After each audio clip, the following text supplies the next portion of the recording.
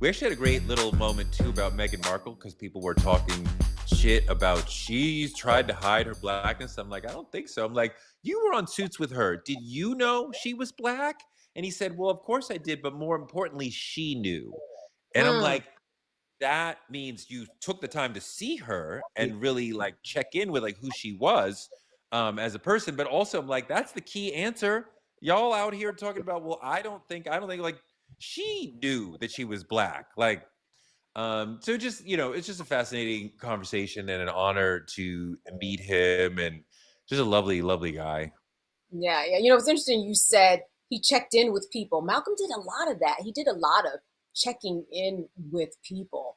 And, you know, if you look at the posts online, he was always following up. He was really detailed and intentional with really connecting and checking in with people.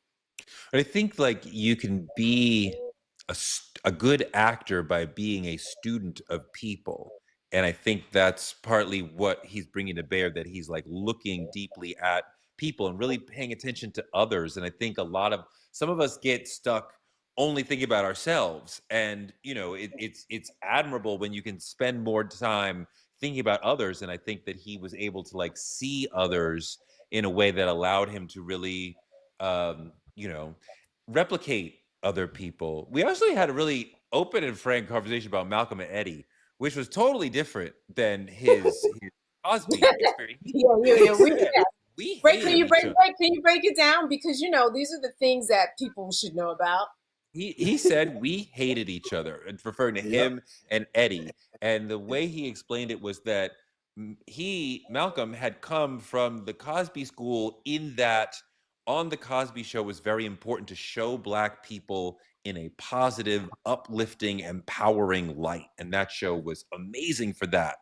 And he wanted to bring that forward through the rest of his television life. And he wanted Malcolm and Eddie to be like these. And he's like, on Cosby Show, we had mostly white writers. We got shitty scripts, and he had to go in there and like change stuff. Like, so don't think like everything was just handed to us.